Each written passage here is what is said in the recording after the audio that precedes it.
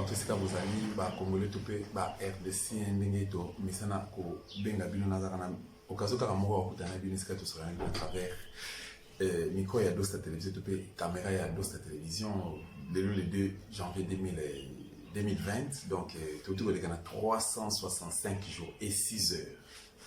Qu'est-ce qui s'est passé concrètement dans la République démocratique du Congo? Tu as souhaité qu'il y ait alternance et ça les marques. Et ça les marques qui entre guillemets, alternance, mais tout le monde qui babinémia démocratie, babinémia ya Congo, paix ya Congolais basa toujours qu'on vivrait na kata il y a injustice, brutalité, n'importe quoi massacre, population RDC elle est toujours victime. Est-ce que droit de l'homme réellement na Congo, ils ont ça la musala nango, bande société civile, rôle na bango ezalani. Tous allez awa, m'inviter dans comme on a président Douli Azali Moka leader de la société civile. Tout le monde échanger par rapport à Mambozo de Kalambo Cannabis. Donc tout est bêtis, tout vraiment bêtis ma case préférée tous voyez. La qualité n'a juriste et c'est P qui a compris cette précision tout peu élément affecté bon on garde des fous tout cas comment libérer notre très cher beau pays la République démocratique du Congo. Président tout président.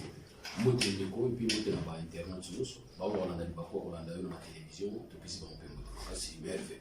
Voilà, nous avons vous souhaiter ma vie parce que moi que vous malade, je vous souhaiter nasi ba ya bien. Président lui une année il y a Chilombo na sommet à l'état. En termes de bilan, au cours de l'année pas de quoi va bon, bilan au fait c'est difficile il y a pour passer à niveau tous en haut par la simple raison que les alliés bilan beaucoup partagé entre l'adversaire à Kala. Ba bundaki Kala, asali makasi ya kusangana.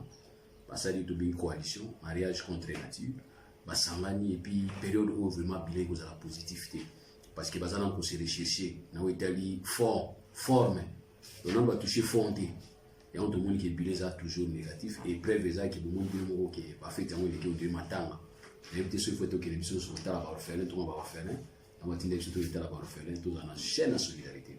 Or pour nous dans la chaîne de solidarité il faut avoir d'abord les moyens parce que ce qu'on peut donner ça n'est cadre épargne. Pour avoir dépensé nous pour avoir besoin de nous, ce qui reste au tout cas n'est pas ils ont un rôle on l'appelle partout puisque y a un surplus il y a un rôle on va ninga mususu sans qu'il y ait affecté banda pour biso mais celui ba aussi n'est pas na biso to pesa banda pour biso et le côté to pesa ba mususu loko ya pesa disumo comment bananda ba oliate yanga et puis na zona pesa ba mususu ya banda ko bana difficulté donc il faut que chaîne la solidarité zala et cette chaîne pouvait être possible que tant tous en épargne. Or, force à épargner, il faut que pas le biseau. Quand quelqu'un épargne, ça suppose que nous devons avoir besoin de ça. Or, nous avons besoin d'un biseau, non doit atteindre la hauteur. Merci beaucoup, Président. Mais pourquoi à chaque fois que nous échangeons un mariage ou une coalition, nous avons contre-nature? Et ça contre-nature parce que dans une coalition, il faudrait que nous ayons presque une tendance, presque une opinion, presque une idéologie, va se mettre ensemble en envie d'arracher la majorité pour diriger. Or, mariage on les acquis tinaté à partir du moment où FCC yango mou les en majorité. Donc c'était question basa la haute benga cohabitation. Comme ça permettre à ce que le chef d'État, atika la chef de l'État na position na idéologie na yé, mais atika bango. Or, bato chef de l'État va dire au niveau. On a bango les étaient chefs. Or nous sommes dans un système politique et comme à Ramutu, aux ans nayo mon continue aux ans passif. N'engagez soit salarié. À ce qu'on m'a collaboré discipline. On dirait mais geste ni yoli sur ça nous sommes qui les hommes nous font ça là pour prendre des exemple que o yazali mukonzi mettre les akwa zo servir baninga alors fallait position sur on a des Félix Tshisekedi abana ko servir baninga c'est-à-dire la femme ya otalaba mais or oyo isenga qui n'est mais forte muge ya kike tout ça ni 32 ans tout ça la ceux qui 37 ans tout ça la té tous mois occasion comme na poste à présidence alors écoutez il faut tout ça la caca il faut tout ça là on a besoin de ministère on te bitakou là tout ça gabino oh botika chef de l'état za président yemoko abozanga PDG mais qui vous dit que le président faut ça na PDG na parti na non il est le président de la République il y a ça likolo on doit la institution et puis à ce moment là ça sous appartenir à parti politique na été il devient non public. Donc il va travailler pour l'intérêt de la nation de manière générale, car je ne suis pas un président de telle tribu, de tel parti politique. Alors il y a une réflexion où il y a Bitakuira. Et ça, même réflexion où il y a IDPS, nous devons travailler seulement. Mais il va travailler. Qui va y avoir l'alliance contre. Mais président Douli, Nazio Malbomon, mais qu'est-ce qui fait que le président de la République, entre guillemets, Chilombo, partout là où il passe, rappellera toujours que c'est moi qui suis le président de la République démocratique du Congo? Là, il est patron de la République démocratique. On sait qu'il y a un problème. Bon, je ne sais pas s'il y a un problème identitaire, parce qu'il y a certaines personnes qui s'y portent comme on a voté. Donc, au niveau il s'est imposé comme tel. Il y a un peu de crise. Ça peut aussi être une crise identitaire. Et cette crise identitaire, nous ne pouvons pas peut-être chaque fois reprendre en haut. À partir du moment où nous sommes assis dans la loi, où vous allez investir comme tant chef de l'État. Alors, moi, peut-être, on a besoin de rappeler à tout. Lui, il doit seulement travailler. À travailler, à quitter Batouté. Nous tous sommes au président, mais en tout cas, tout le monde va se dire qu'il y a des guerres. Or, c'est seulement un chef de l'État qui a candidat pour déclarer guerre dans la concertation dans le gouvernement. Donc, pour dire qu'il faut d'abord être chef de l'État. Mais au précipité, il a pensé que poser une question. Mais Mouzitou a déclaré à Sénégal que non, les Congolais doivent Rwandais parce que les Rwandais doivent être chrétiens. Ils ont le liberté à ceux qui, papa, est incapable de mesure au moins ne peut pas voter. Que non, papa, comment peut-il Kalikambo Karaboé? Parce que ma biso baé, parce que si maman tout ça, papa, il faut faire Karaboé. Vous observez, qu'est-ce qui se passe dans la mobali? Toi, attaquer Bamo. Et ça, tu m'as bêté. Voilà la réaction. Mais c'est là où ça a été qui m'a dit comme papa. Voilà. Même si on compte bien papa dans le dessous, Fumoueto, c'est-à-dire Bissobana, mais au face à papa, ça Fumoueto. Donc pour dire que à Bolobandé, on a un cadre de la réaction. On a remplacé papa. Par rapport à l'évolution de Mouzitou, moi j'ai déjà répondu à ça. J'ai dit que Mouzitou est congolais. On a le droit de couper ça et mais aussi il y a des Congolais qui sont tellement extraordinaires pour avoir occupé un poste, pour avoir occupé des responsabilités dans la société. Et ces Congolais, on va comme un Congolais ordinaire, on va comme un Congolais extraordinaire. Or, le Congolais extraordinaire, il y a un droit de réserve. Il y a certaines choses à ça que j'ai noté. Il y a bien sûr, les choses compagnie. On a un problème de ça. Pour avoir occupé un poste de responsabilité, pour avoir occupé un poste stratégique dans Djamboka, il y a certains Congolais qui sont extraordinaires. C'est comme Joseph Kabila. Il devient un sénateur à vie. C'est un poste extraordinaire, honorifique, pour avoir peut-être été un président de la République. Entre guillemets, quand nous avons légitimement et légalement élu. Ok? Alors, poste on est PC sur on te dit, droit mon subjectif, il y a comme président, un sénateur à vie. Alors, par rapport à nous, vous PC qui a droit pas. Faut PCP va devoir. Parmi les devoirs, vous pouvez payer ça, droit de réserve. Parce qu'il y a un camusou, il y a mon nom. Soit il y a mon nom. Mais alors, il faut qu'on a droit de réserve. C'est important. Il y a un truc qui nous dit tout. On a posté qui a premier ministre pendant plusieurs années. Et puis, période où crise de la casse entre Bissau et Rwanda. Nous ne peut pas se permettre à Rwanda. En tant qu'un homme extraordinaire, un homme public de l'État. C'est un homme public, c'est un ministre, c'est un premier ministre honoraire. Et il est là, salaire. Il est là, salaire. Et il est là, il est là pour un primatique. Donc pour dire que ce n'est pas quelqu'un comme moi. Moussi, tu n'es pas comme moi. Moi, je peux me permettre de je peux commencer à dire tout ce que je veux vous dire. Parce que je suis libre. Je suis libre. Je suis libre. Droit mais Moussi, tu dois avoir un droit de réserve. Lui, en tant que yé, il y a une autorité. Est-ce que vous comprenez? Il y a une autorité. Et il y a une candidature sur le thème. Donc, ça, par exemple, il a un parti politique, ça devrait venir de son parti politique. Il y a à prendre acte pour dire qu'en tant que parti. Alors, en tant que coordonnateur à la Mouka. Ah, mais Babani, il y a des c'est ça le problème. Bon, Bazaka. Nico Maïga pas boyant. Bazaka. Nalamuka aussi, je parle comme ça. Non, mais monsieur Bassi va normalement la balance à les savoir. L'idée, les patrons de la Mouka s'appellent Martin Fayou. C'est pas ça. Parce que quand on a eu pas ça. Parce que bateau Bazaba Goubo Babo, ça n'a pas se monter à l'élo. Justement, les gens ont plus d'informations que Bauti tournait la bande. Tosenga ki stati ya la muka totanga yango ngamba ngusho na zaole kana television na mafinga maki ngana zona mal chance ofingma na mboko na sengi stati ya IDPS bafinga na sengi stati ya la muka bafinga na sengi document ya FCC zo la ki Kabila ndaza autorité morale basé na loi ni bafinga alusenga na komi malheureux je devais malheureux na senga ki stati ya la muka poto conseiller ba et na conseil na pesa ba je me rappelle avoir dit bazo on a parti politique et si des on a besoin de s'installer na Congo ba il va payer vision STD Malamu kaza deuxième nani Martin Fayou deuxième personnalité na bénéfice de tout ça là mais il y a le président Et selon la réalité, tout le monde a dit que Félix Fazoua, il a été nommé. Mais cette histoire-là ne date pas d'aujourd'hui. Nous avons eu deux présidents de la République. Un a prêté serment à l'Ibosso à la Cour suprême, l'autre a prêté serment à l'Ibosso à la famille. Donc, moi, je n'ai évité ceux qui osent comprendre. Je n'ai évité ceux qui osent comprendre que ça n'a pas de maladie. Et puis, deuxième président, tout ça, il a prêté serment à foyer. Et puis finalement, l'imba qui n'a été au Fanapoto. Donc, il faut nous payer un temps. Une année, c'est payé. Il peut avoir peut-être 2 ans, 3 ans. On a que 4e année à Limba, à préparer l'élection à deuxième tour. Mais là, tu as retourné une question. C'est que le mandat national est en 2023. Seulement, il y a un moment, et c'est la raison pour laquelle plutôt la dénonciation des diaspora, il faut libérer beaucoup nationalement populaire. Il faut qu'il y ait un seulement populaire pour la libérer. Parce que, à RDC, il faut. Seulement populaire. Mais nous avons 80 millions de Congolais. La Kinshasa, tout ça 12 millions. Mais tout ça 12 millions de Congolais. Tu sais, la diaspora va travailler ma casse. N'a pas acte va poser dans le niveau à Poto. On appelle ça une félicitation. C'est ce qui a fait qu'aujourd'hui, l'opinion nationale européenne va comprendre ce qui s'est passé réellement à RDC. Ils ont eu suite à la réaction à Bango. C'est bien. Alors, nous sommes orientés et puis ils ont objectivité. Parce que quand vous allez demander tout ça, la révolution, pour nous faire n'importe quoi ici, tout ça, tout ça, et puis, tout ça, il y a un film beaucoup. Mais il faut pas appuyer. Objectif, les alliés libération. Il faut appuyer. Voilà.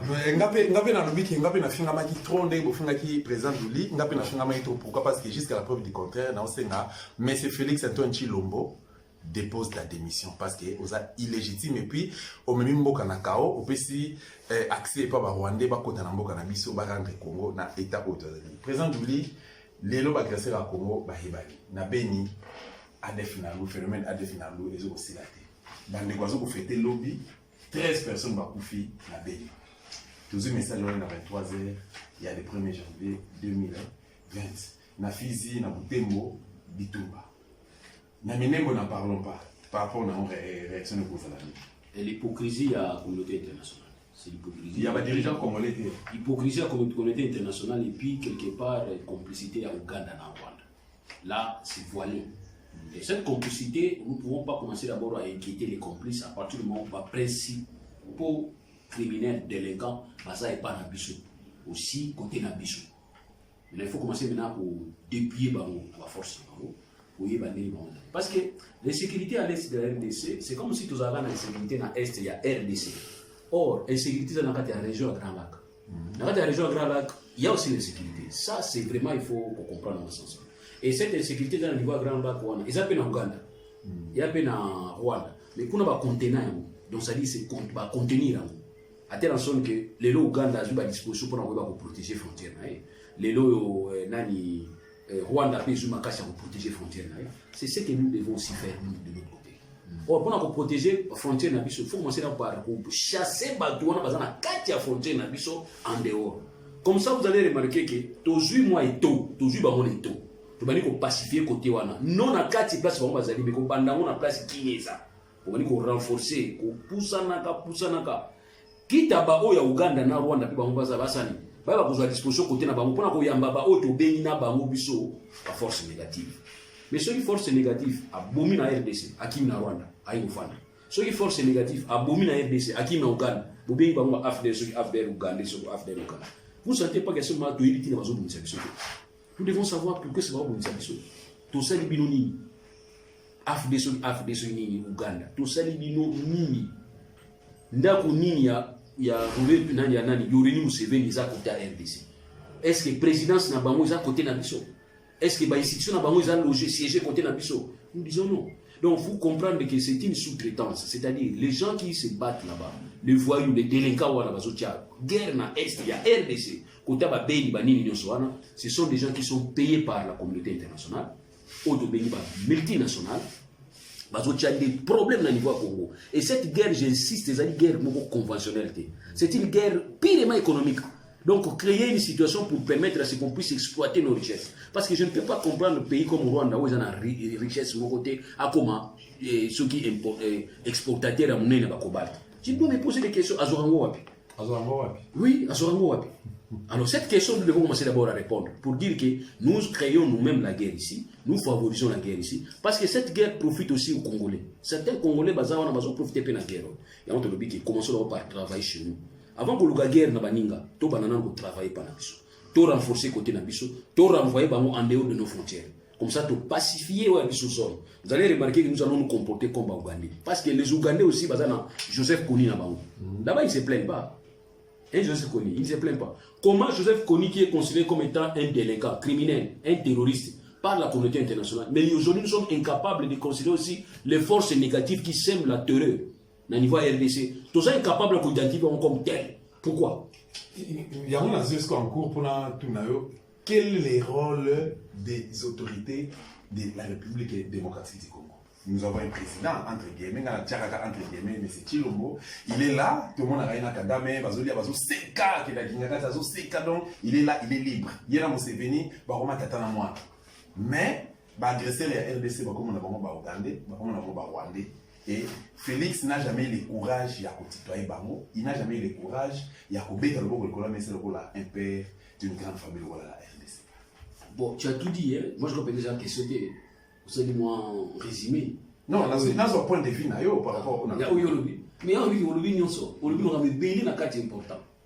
Voilà, on lui on a belé à donner dans quatre important. Donc moi je crois peut-être na yoki, mais quand on a bien bâti mon qui tu fais, nous sommes dans un Conseil des Nations.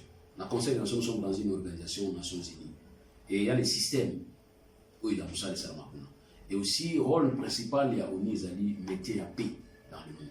Et là où la paix est inquiété, on y a Yaka pour la mission. Nous remarquons une chose, c'est comme si léthargie nous ça dans le cadre de la réaction il y a Oni. Ils ont d'abord au bisu de Yaka pour l'observer, il va compter par mort.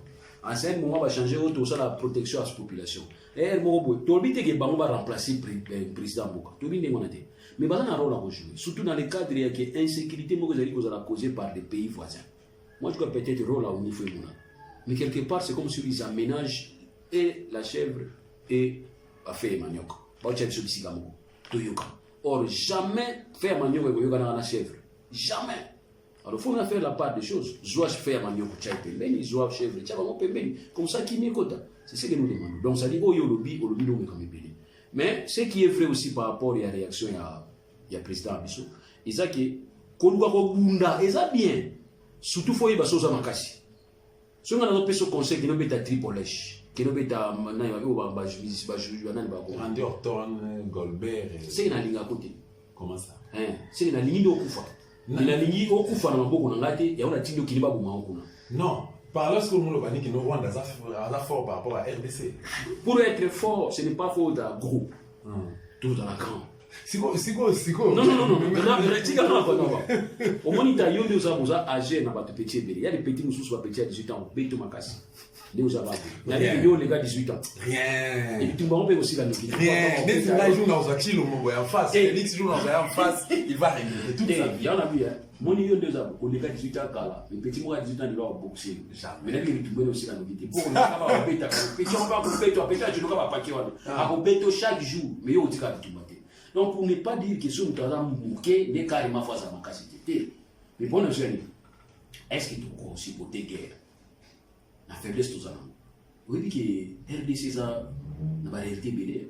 À chaque fois qu'il y a un mouvement armé, il faut tout démolir, mobiliser la Kabango, tout rester la Kabango.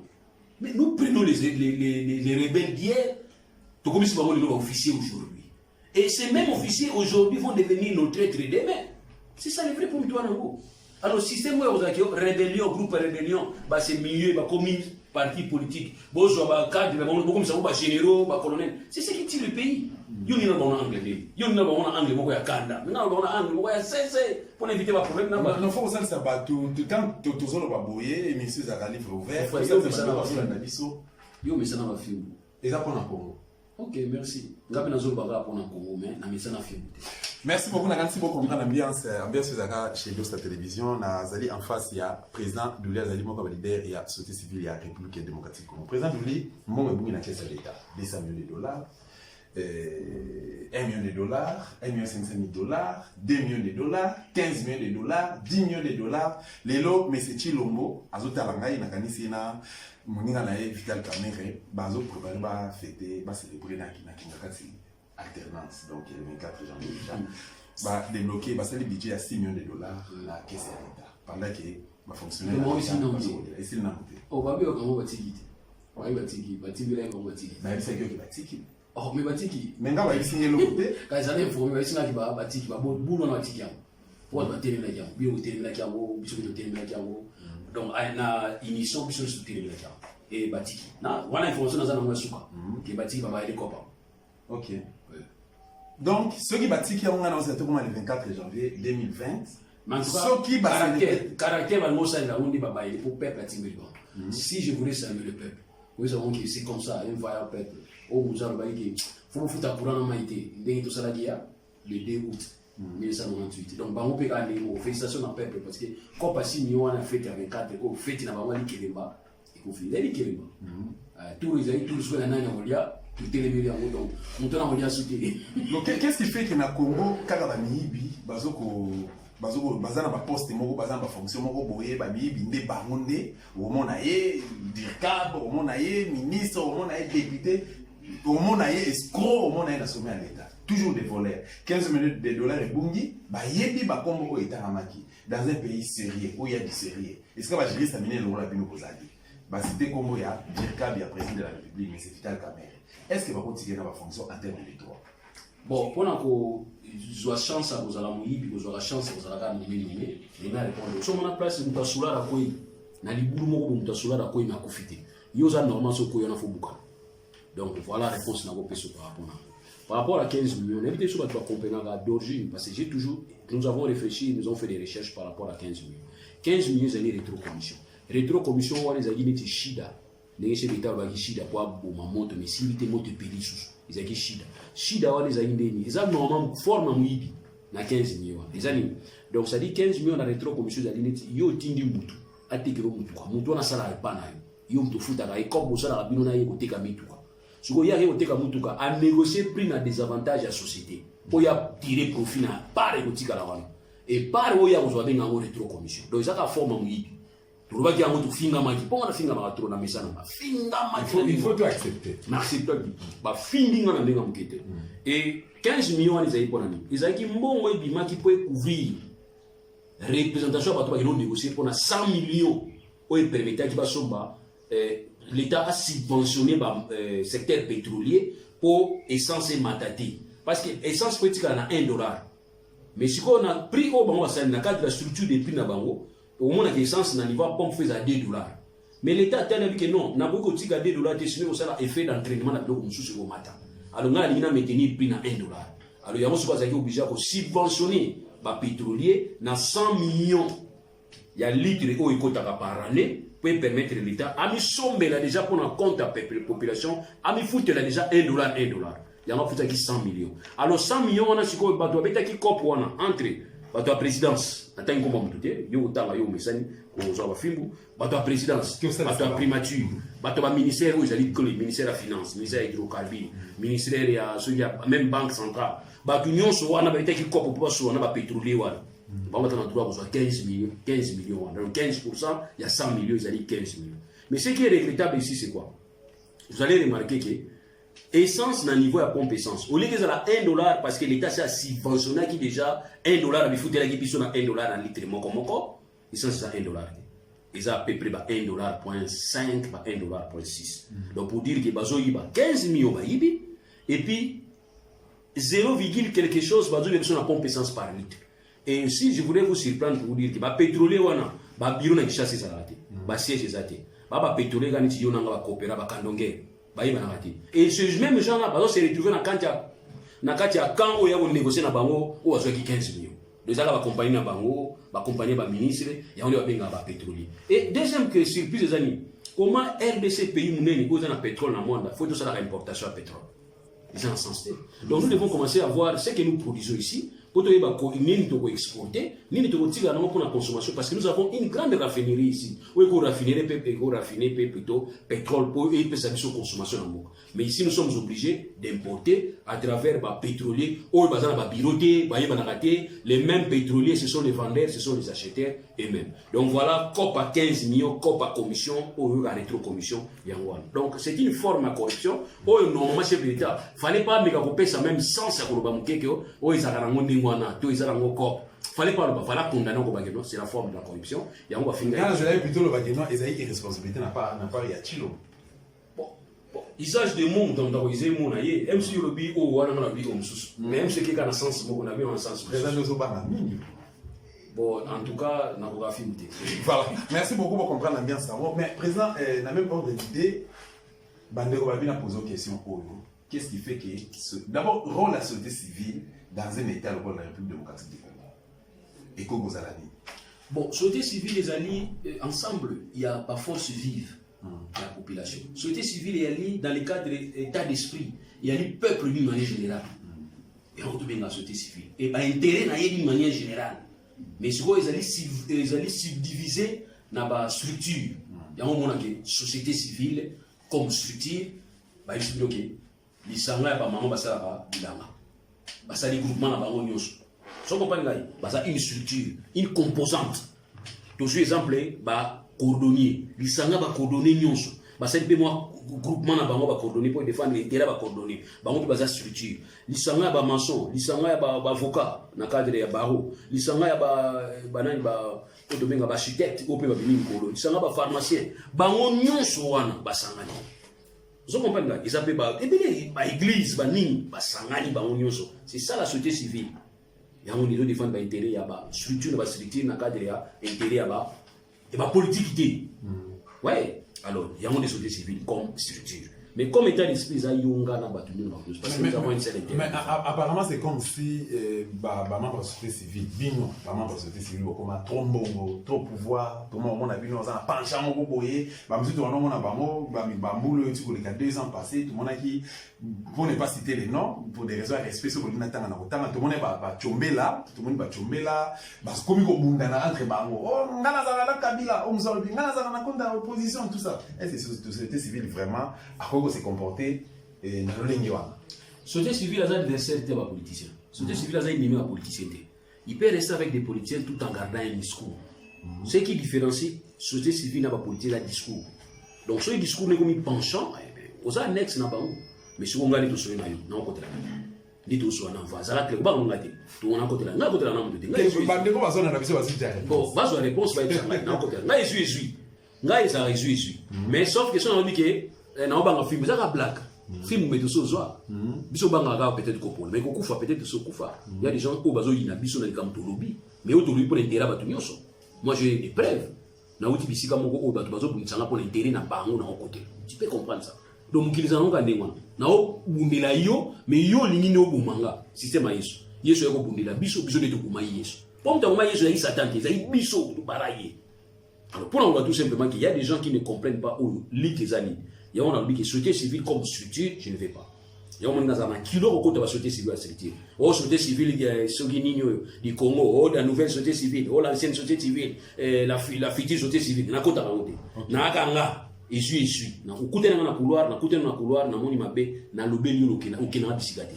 Voilà, président Douli toko 4 émissions au dessus de petit l'histoire à Congo central. Tout cela qui n'a eu dossier à maman Mini hein, ba bengi ma Mini. Asa vraiment l'actualité, j'ai pas passé 10 ans. Alors tu la grande actualité et puis maman ndeko na Congo ils ont permis au moment na héritier garçon na héritier à ça les bêtises naé nzela prison porte à prison faut prendre na komika na porte à prison Félix Abengi. Té quoi côté c'était bozo misaye. Et Moutuka Vital Kamere Mouté Ozoye, na jeune fille, parce qu'elle a bêtise, c'est Lelo Mimiwana, même dans le cabinet, il y a gouverneur à Bakongo, les trios, non pas trio, gouverneur, vice-gouverneur, na Mimi, place dans la prison, parce que du moins, ça va exemplaire. Président de les dossiers au attaque notable à Congo central. Ils ont dossier au Tokyo, tout le temps on dans les sous-soutés, mais tous en effet, c'est l'idée, na 1 minute 30 secondes par rapport à position et à dossier wana lelo ou ensemble. Ça veut dire ce qui est difficile actuellement à niveau Congo central, tout à niveau à Congo Mbokanabiso, c'est de donner ça l'analyse scientifiquement. Tant que ça l'analyse scientifiquement, a commis problème et pas abattu. C'était ce qu'on juge. On a sauté par les juges. Pour ceux qui ont même les juges dossier, il y a litige. Tant qu'on a tranché, ils ont parti pour la partie où ils ont gagné. Et ils sont partis pour la ONA. Attends, poli à solo. On va juger les mots. Donc c'est ça pour moi on niveau. C'est difficile maintenant, puisque on peut savoir analyse. Il y a comment est-ce qu'il faut les cas. Mais il n'y a pas de cas. Mais là, moi j'ai eu des problèmes sérieux parce que j'ai été accusé d'être un soutien. Il y a tout. Or, moi je ne peux pas soutenir quelqu'un. Comme ça, comme lui d'ailleurs, on a profité dans le micro. On a soutenir le gouverneur du Congo central à tout. Jamais. Azawana, surtout coup dans la vie, on a un peu de temps mais ayebi qui en a un peu dossier où est panzanga na tout ça dossier groupement nanga où messia tout comme gouverneur na ministre de l'intérieur na administrateur du territoire ya Mwanda ba s'organiser qui pour batinda un foutard un intrus où muto azali na légitimité télé bozo ba on a Kinshasa ya planter mboka oh le pouvoir continue organisé par une loi. Donc, au rôle de la chef, il y a continuité, ce qui doit reconnaître comme tel. Pour pas reconnaître, il faut que l'igné y a ta coco, na bino, et ça n'est pas na bino. Mais oh, il y a des tata moko, presque une machine, il faut imposer bisoyer. Et voilà. Donc, ça dit, moi, quelqu'un parlait dans mon soutenir. Et quand je suis suspendu, j'étais parmi les gens qui ont mis moi champagne. Mais quand on a mis champagne ici, on a quitté mon champagne, on a réfléchi maintenant comme un scientifique. C'est là où j'ai compris que, Basile, la salle qui est. Et c'est là aussi que j'ai compris que le député provincial Congo central, pour ça qui est tant le procureur général prêt à cassation, il y a qui conseille la bino autorisation pour azoyer par le sabisaï. Vous devez dire boutique mais bon, ça dit au bino, ça qui boliembo et puis procureur se rappeler na bino que bino no élire par député, par sénateur, na gouverneur, boliam d'abord ngo liboso. Alors ça m'étonne pas les lois beau continuer boliambo, beau za négozo se comporter néanmoins. Parce que crise là qu'on a fait ici là déjà. Là zo ba en vérité. Crise à sexe, c'est comme une distraction. Aujourd'hui, le prophète est à sauter. Parce que crise à sexe, si on a un soit tout, il fallait que vous un dossier. Akibetsa nekonabiso etaito conserva abeti nekonabiso jibe na Congo central. OK. Mbongo magibele et a dirigeant qui Congo central période intérim ya mal. Mbongo magibele botu na ya azela ki ndenge parce que période wana ensemble provincial ezali bloqué. Ya za osala yemoko, maître de maître yemoko. Nous devons contrôler les intérêts sans plaignant, sans témoin. Peut-être que ça n'est pas OK. Bino éviter un niveau fiscalité et ça n'a pas de droit à ça recours même 10 ans. Au droit à la banquette même 10 ans passés. On paye toujours aux gens à 10 ans dans le cadre de la rétroactivité. Mais pour ça il y a un côté. Car mini nan yem tatinga qui dit attends entre nous soit dit. Ils sont très léger pour vous tout dans le dossier mimi. Parce que oh ils ont fondé que yem ta manigancé. Oh monsieur adoro ba kimi azana Brazza na na Canada. Tala nenga kimi là avec toute la facilité du monde. Vous allez comprendre que mutako qui m'a beauté une femme encore. Il y a moi comme James Brown à moi si bien ni akima bino na mboko. Donc tout ça ils allaient pour la sabiso que il y avait rien dans le dossier là. Contre à tout, ils n'avaient rien. Parce qu'il faut qu'on remonte d'abord dans le principal pour établir que oui, il y a eu guet-apens, il y a eu ce qui manipulation dans le sens où. Et puis c'est manipulation sur le côté commanditaire. Quel est l'intellectuel, auteur intellectuel, auteur moral. Mais ici, tout le monde, oh, maman Mimi, dossier, il y a un niveau de ça ne pèse pas ces dossiers. Bateau va payer pour, va payer à miner l'intellectuel de la vieille démocratie. C'est Kabiso. Comment il dossier pas en pas prison au lycée bisou aussi longtemps que nous dans les autres dans la soirée nous la tout botika maman mimi botika maman ya papa messi maté so nous la tout côté finance bonsoir on a des faut les bonsoir mais côté maman mimi oh yem tatinda ki mimi té faux dossier et sur les autres maintenant on comprendre que va faux gaillard voilà. Merci beaucoup président de Tokumi na Souka mais avant on peut saluer na Souka où est la confidence entre nous. Amisa Batouana. Ils ont confiance. Ils ont bien acheté ce mot. Président, est-ce que vous êtes d'accord avec que RDC les deux dans la crise? Mais cette crise est palpable. Cette crise est salie. Moi, si on va aller dans la crise, ce n'est pas interdit. Moi, si on va aller dans un problème, c'est interdit. Donc, tous dans la crise. Mais justement, il y a eu souvent la bande de Massina les lois est-ce qu'il y a un élément de divorce, c'est ça? Donc, ça dit objectif, crise, mais il faut des mécanismes pour trouver la solution à la crise. Là où il y a des hommes, c'est là où il y a des solutions. Les animaux ne comprennent pas. L'instinct n'a pas sauvage, qu'il faut tout faire tout sur là. Il y a un lion qui va comprendre qu'il y a une terreur. Mais nous ne sommes pas des lions. Il faut échanger. S'il y a un problème, il faut échanger. D'accord. Est-ce que vous êtes d'accord que peuple congolais a une misère. On a oublié déjà. Question de posé à crise politique, na misère sur le plan social, du côté social. Mais dès lors que la politique ça ne va pas, comment y a l'union sociale? C'est impossible. Donc l'union sociale est une source comme inspiration ya makambo malamu za na politique. Si ça va la politique, vous respectez les textes. Et ça malamu, kimi ezali, stabilité ezali, développer ezali, et ce développement va créer maintenant un niveau social et permettre que les gens aient une quiétude sociale. Ok. Comment il s'appelle? Souci nous en avons makambo yolingi, na compagnie. Valentin Moubaké a aussi la proposition à sortir à crise à lui, il faut qu'il y ait une table ronde internationale. Martin Fayulu peut proposer à l'objet que nous sortir à crise, il faut qu'il y ait une transition il y a 18 mois, réorganiser l'élection anticipée. Bon, moi personnellement, ce qui n'a pas sa conseil, ce n'est pas la première fois que la RDC a habité un problème d'illégitimité. Depuis un certain moment, période, nous avons connu des problèmes sérieux. Et les problèmes, lequel problème qui est mauvaise nature finance. Mais l'État a survécu. Mauvais continue. Erreur n'est pas tout basé sur un commande. Bazo landa kama kamali banda. Oh, so bali ko travailler na bido ki bo travailler, nous y bisa na quantité. Ba désordre na quantité. Comment voulez-vous que dossier dans la table la chef de l'État a signé ordonnance lobby à Kounesani demain, aujourd'hui et c'est dans les réseaux sociaux. Ça je ne peux pas comprendre. Il faut pas crise américaine qui wana. Ils ont créé ce qu'on nous moins déstabilisation on a niveau en beaucoup d'ambition. Et ce les autres comprennent. Il y a des gens qui ne sont pas préparés aux responsables. Dossier dans le niveau chef de l'État ont traité au moins on dans les réseaux sociaux. Et c'est fini. Micro de nous ça sur la tribune, cours de tribune. Comme il va Facebook. Dossier à 200 millions, tous les gens on Facebook.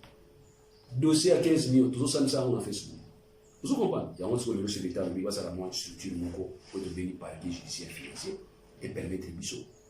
Parquet une juridiction financière dans le cadre de la potomezali ou de devenir juge d'instruction et permettre biso tout va travailler. On est toujours comme nous qui sommes sur les places publiques, tout travaillant dans les cadres. Mais maintenant c'est que yo discuter sur des les lois on a biso beaucoup quand on a 200 millions mais c'est justifié. Pour nous payer des éléments fuite il y a un moment dans certaines procédures il faut opter pour une procédure éditoriale. Oui, il faut permettre à ce que secret ça dans la carte d'instruction dossier tu nous dois surpris. Pour nous quand on a obimati pour bima vous avez information pour contredire parquet. Fanana ngwa. Pour tu confronter réalité à oyo lobby les na ba protocole ka lobby. Donc il y a un lobby qui est beaucoup na biso ils sont en crise politique là je suis d'accord avec toi. Et aussi, dans la crise, au début, une crise beaucoup sociale. Les crises sociales, les amis, n'est-ce pas, assigées, tout ça, des amis, conséquences de la crise politique. Voilà, pour répondre à oui ou non.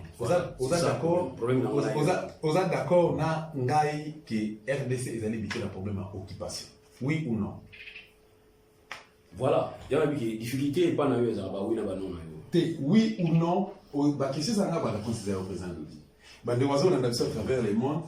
Oui ou non, RDC est problème il y a occupation. Question aussi, ça va toucher. Autant oui ou non, personne n'a s'expliquer oui, non. On s'est expliqué dans la question où ils sont souka. Oui ou non, comment il a limité le problème il y a occupation? Oui, comment il a limité le problème d'occupation. Mais occupation, on a les place chez eux. Nous avons un mauvais statut. Merci. Dans la statut, on va bien dire. Depuis 1985, statut n'a pas bien été. Il faut redéfinir le statut n'a pas. Merci. La RDC, comment on dirait bien beaucoup humanitaire. Voilà, pour en attendre, vous devez répondre prochainement. On a invité le ballon sur des années. Toutes les questions que vous avez posées, vous avez posé, vous avez pendant 1 minute. Question que vous avez posée, vous avez posé la question, vous avez posé la question, il y a un accord, RDC, vous avez posé la multinationale. Accord, j'ai camino, on a mis ce problème à 200 millions. Vous avez dit, manque à suivi à l'accord. Vous remarquez que 200 millions, il fallait payer et booster l'économie à Gécamine et Matsapé Gécamine. Voilà un problème. Je ne peux pas comprendre comment Moukila a la bon pour l'État. Ça, je ne peux pas comprendre. Dans RDC, comment quelqu'un doit avoir beaucoup d'argent pour l'État ou vérifier ça dans l'État. Bah, on va avoir un bon pays, on va avoir un bon déjà. Et on va avoir l'État est bon. Mais on va avoir un l'État, on va avoir un bel pour l'État. Ils ont contraste. Et aussi, je parle du Mwanda. Nous avons une situation terrible à Mwanda. Nous avons une exploitation pétrolière dans le Mwanda. Dans le cadre du contrat partage de production, ils ont dit côte part beaucoup réservé pour la population. Aujourd'hui, dans le Mwanda, nous avons une tête d'érosion. Ils ont boumé ça Mwanda makasi. Les gens dans le Mwanda ont eu souffrance, ils ont makasi le monde. Mais Mwanda, ils ont bénéficié chaque année na une cagnotte de 460 000 $, au monde en raté. Et aussi, moi, dans le cadre de la contrat partage, il faut bénéficier de l'intervention volontaire de la société pétrolière Auto-Anaï. Mais cette société pétrolière a tellement forte légalité que les lois sont incapables à répondre. Il y a des gens qui m'appellent de partout, qui ont des situations. Le contrat de travail est athée. Le contrat bidon. Et la difficulté, il y a un conflit dans la société, il y a un pour la caca. Donc, éviter, puis le ministre du Travail, l'inspecteur du Travail, il est trop devenu trop sentimental. Même si on a commis associé. Et la société. Voilà. Donc voilà la difficulté de zone à niveau mondial. Vous parlez d'ici, j'ai parlé de tout. J'ai parlé de Béni, j'ai parlé de Kinshasa, j'ai parlé presque de la République du Congo. Je devais aussi parler de mon coin. Parce que la charité bien ordonnée commence par soi. Là, il faut nous la trop c'est trop. C'est le seul territoire de pays à quelque chose sur le compte à l'État. Aujourd'hui, j'apprends que le chef de l'État au Québec, on a ceux qui les lois au Québec. Là, il y a des gens qui ont ou il y a des bossos de Baya qui peuvent tourner la promesse. Soit il peut s'appuyer la promesse, toujours. Mais mon Congo, ça va être très compliqué. Quand ça vous parle de merci. C'est le Congolais, c'est le abonné à d'autres télévisions partout où vous allez. Dans le monde, vraiment, tout s'engage dans le salon où on peut s'abonner parce qu'ils allaient. Mon salon a mis au Congo, ils allaient beaucoup en habitude, ils allaient héritage de Congo parce qu'il a pas Congolais. Donc il faut. Beta selon la gauche, n'entend pas que d'autres face à présent. D'où les Moutou, Azali Moko validé à souhaiter c'est la République démocratique du Congo, Azali, un avocat d'une seule, donc, on respecte Azali enseignant à l'université, donc, à venir à lobby, Azali préparé na ma boko naye. Merci à l'équipe conçue de cette télévision, merci à Junior Mbemba, merci à Badostine Nyonso, merci à Bino Nyonso, Madame Catherine Ngwanda, partenaire officiel de cette télévision, à Pression Bote Place Azali, Ingeta.